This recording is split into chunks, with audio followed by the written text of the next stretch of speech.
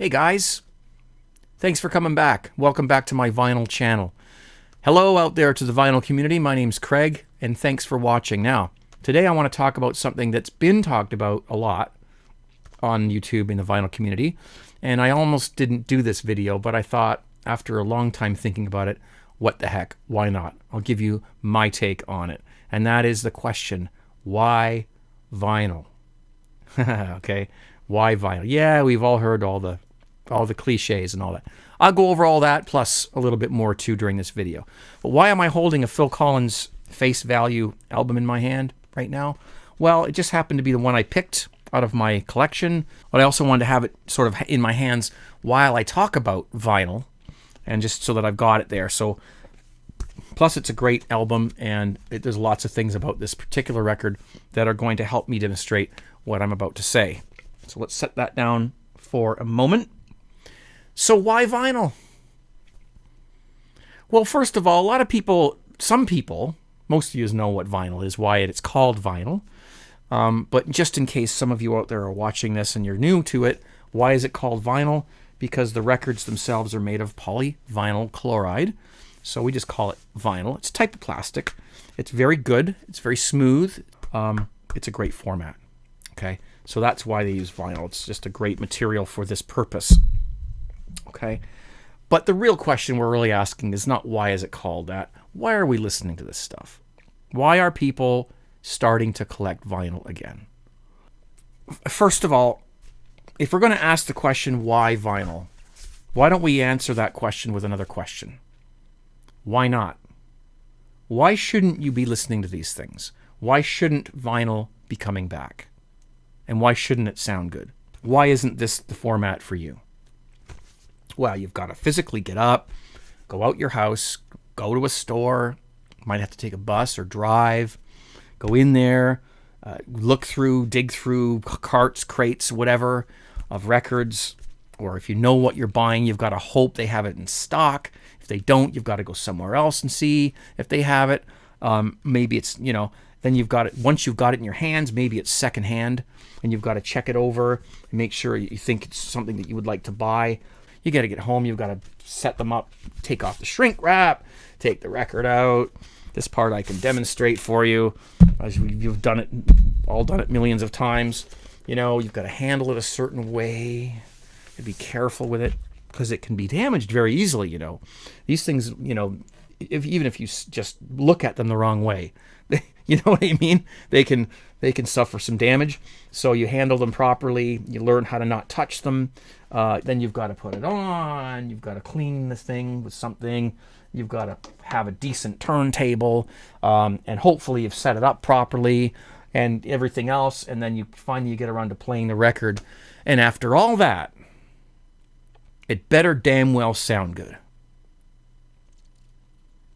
Now that sounds to me like a pain in the ass, really. But if us vinyl enthusiasts are going through all that trouble, and sometimes it's not that much. Sometimes you order it online, you get it in the mail. You don't have to, But you know what I mean. Like, if we're going through all this trouble, there must be something about these bloody things that is good. Otherwise, nobody would bother with them. That's everything that's wrong with them. And I hope I didn't hurt anybody's feelings during that little spiel there. But it's true. You got to do most of those things every single time you buy one of these. And most teenagers, if you talk to them, would look at you sideways and go, okay, Grandpa, because all they do is they click a couple buttons and they've got the song on their phone. They haven't experienced the whole idea of actually putting some time into buying their music. Putting some time, some physical effort, some mental effort. Do I buy this? Do I like the cover? Is it new? Is it used? Is it damaged? All these decisions have to be made. And when you just go on iTunes and click on a button and pay 99 cents for a song, there's no decisions to be made there. I bought the song. It was $1. Who cares?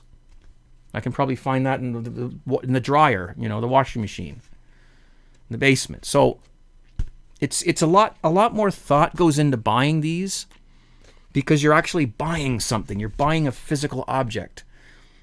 And you don't know, like, if it's not easy to just click on something and buy it. You have to actually go through some stuff to get these. So a lot more thought goes into it.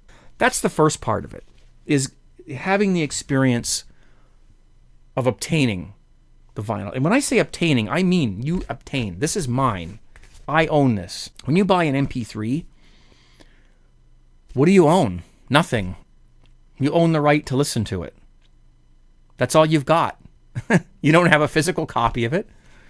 In fact, it took up space on your computer or your phone, and you really don't have anything to show for it other than it's on your phone on the little screen, And listen, I have nothing against portable music at all.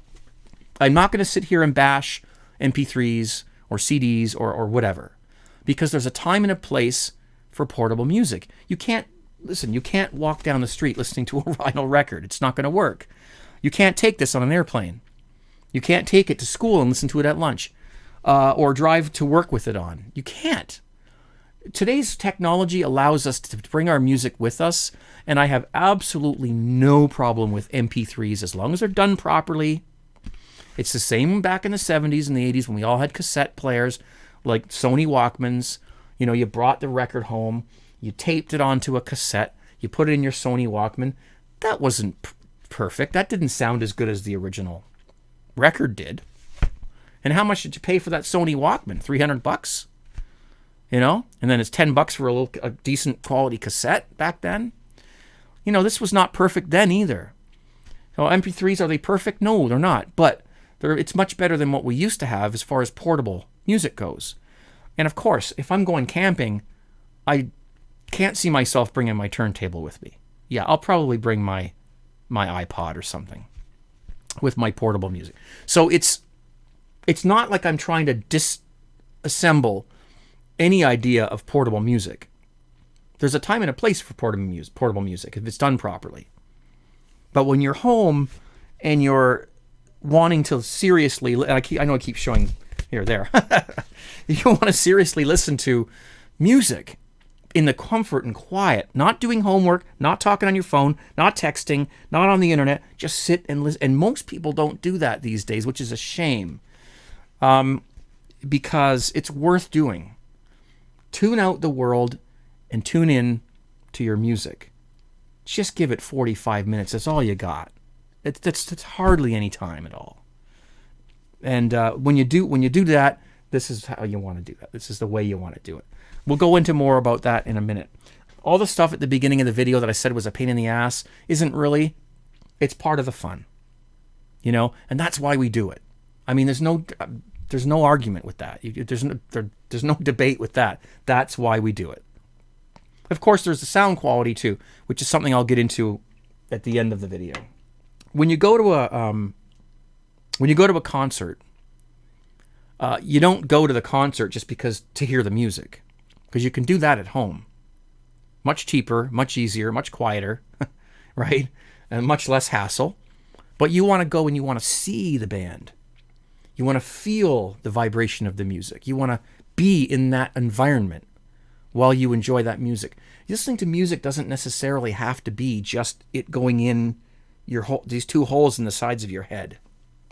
Okay? I mean, I know I just said put your headphones on and devote all your time to this, but there's more to it than just hearing it. You're watching it happen. You're watching this machine take these grooves on this record and convert them into something that you can hear and enjoy. That to me is amazing. That's fascinating. And while you're listening to the record, there's also... He's a pretty handsome guy, wasn't he?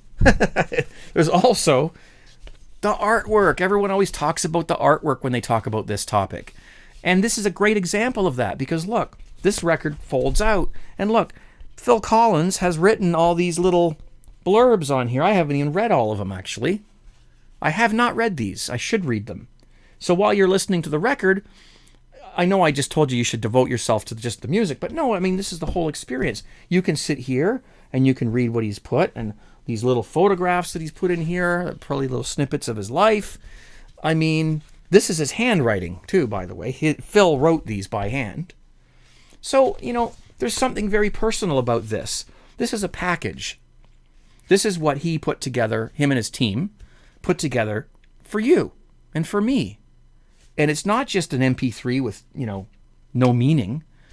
This is, somebody put some heart and soul into this thing, and it's visual, it's audio, it's sniffy, it's smelly, it's you can touch. I mean, almost every sense that you have is involved in this. It's far, far different than an MP3. Even with a CD, much this can be of the same can be said about CDs. And I have nothing against CDs either. This is a whole other video. I won't get into it, but the older CDs, when they first came out for the first few years, sounded fantastic. And I have many of those. And when the CDs first came out, I was on the wagon just like that. So I have a lot of early CDs. Things went kind of downhill after a few years, but that's another video. Okay? But the format itself is great.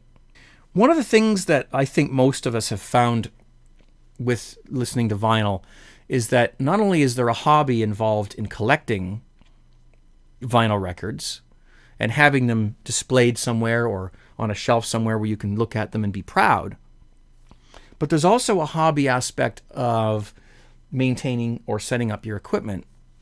Now, this is something that some people might not really feel they want to do, but it's really not that hard. And once you do it, you can be pretty proud of it. I spent probably a couple of hours setting this turntable up when I first got it. And then when I got my new cartridge, because I've got several different cartridges that I swap out. This is the other thing. You can play around with, different phono cartridges, and see what works for you. That's a whole other side of this, which, I could get into, but, it's just a lot of fun. Okay. So once you get that all set up, I mean, I spent considerable amount of time doing this. And so, once you think you've got it all set up properly, then the test is put on a record and see what it sounds like. You have to remember that vinyl records, what's happening here when you're playing back this record is very microscopic, and the tolerances are tiny. So little things can affect the sound quality greatly. Like if your turntable's not level, or you're tracking at the wrong tracking force, the wrong weight on your needle or stylus. Sorry, I'm going to get in trouble for saying needle. Certain things that if they're not set up just so, it could affect the sound quality. And that sounds a bit scary for people sometimes. They're like, oh, geez, I don't know if I can do that. There's plenty of information on YouTube about setting up a turntable, more than enough for you to be able to do it properly and successfully. So not to worry. Once all that is said and done, it does become a hobby. And you're never finished tweaking your turntable. I'm never finished. I check the level every couple of weeks to make sure that it's still level, because I don't have the best table that it's sitting on right now. I check my tracking force. I switch cartridges once in a while just for fun to hear the difference. I'm always messing around with it. So it has become a hobby. And eventually I'll probably buy another turntable and go through the whole thing again with that turntable. It's kind of like back in the day when, all your buddies and you had this vintage Corvette or something like that, and you put those mag wheel caps on and you open up that hood. And I'm not a mechanic, so excuse me if I, sound like an idiot here, but you're turning and tweaking things, and you're putting different things in, or making it sound a certain way, or you want to idle at a certain rate or something. And then once you finish all that, you've had a few beers or something like that, or coffee or whatever, eventually you get out on the road, you're driving that car, and it's like, yeah, that sounds good. Oh, you know what? Wait a minute. No. I don't like that knocking sound. I got to take that back. Go back, open it up, tweak something else, go back. Eventually, you're driving it and going, yeah, babe, this is the deal. And it's not just about steering and keeping the thing moving forward. It's about feeling it, hearing it, turning on the radio. I mean, it's just so much involved in driving a car. People who spend thousands and thousands of dollars on vehicles, they don't do it so they can just get to work. They do it because it's an experience to get in that vehicle that they spent all that money on, or time, or whichever, or both, and to drive it and see what they've got. It's exactly the same. It's exactly the same experience. You spend time on buying your records, maintaining your records, cleaning them, taking care of them, setting up and maintaining your turntable, and whatever else you've got connected to it, your speakers, your stereo equipment, whatever, getting it tweaked to sound the way you want it to sound. Now you can sit back and listen to the music and just enjoy it and know that you had a lot to do with the way that is sounding right now. It wasn't just as simple as clicking on a button or tapping on a phone. You had a lot to do with what you're hearing at this moment now when you're listening to this record. If I haven't just described to you a very, very unique experience, much more unique than any other music format, storage format there is out there, then I don't know what I just did, because that is, nothing compares to the whole experience of listening to vinyl records. When all is said and done, you've got it all set up and everything's good, and then you put down that stylus and you listen and it sounds good. When that happens, it's amazing. It's euphoric. It's absolutely an amazing moment. It really is. Most of you know that. If you're a vinyl person, you know this already. I'm just confirming it for you. Sometimes it doesn't work. That's one of the things about it, is that there's always that chance that something could go wrong, you know? So there's that aspect of suspense where, you know, it's likely going to sound great, but there's a chance that it might not. So you're always hoping for that. And when it does sound good, and usually it does, then it's just the most satisfying thing in the world, really. It's amazing. Okay, so last but not least, sound quality. This is an area that could be a whole other video. And maybe it will be. Maybe it will. So I'll just try to keep it as simple as I can. A lot of people will sit here on YouTube and boldly say that vinyl sounds better than CD or MP3 or whatever. I'm not going to sit here and say that.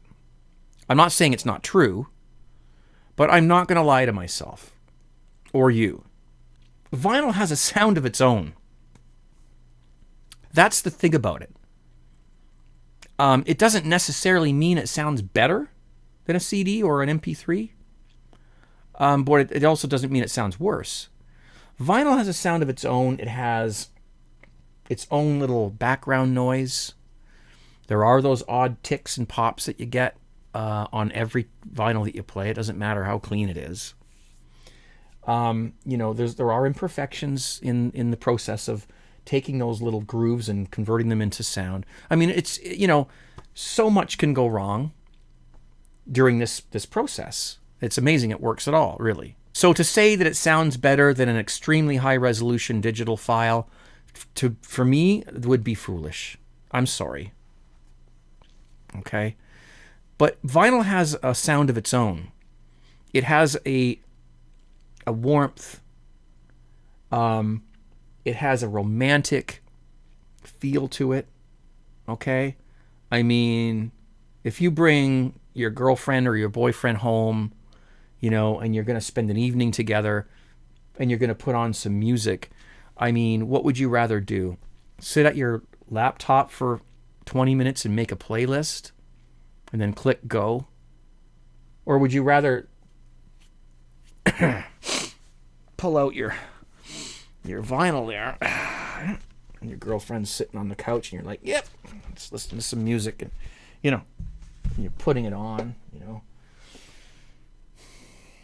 You like Def Leppard? Whatever album you decide to put on. There we go. You clean it a little bit. You know, you get your brush out. You give it a little, you know how to do this. You know, you put that stylus down.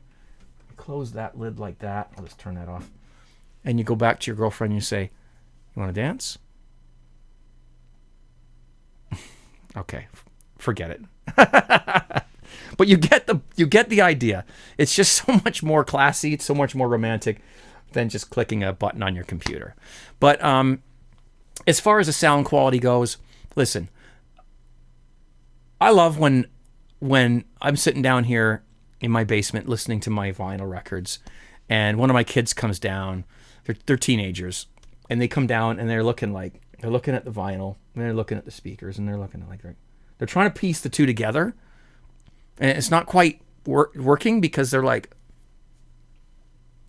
how can that be making that noise up? How can that sound as good as it does up there on the speakers? And they're baffled by it. Well, of course they should be baffled because it does sound that good.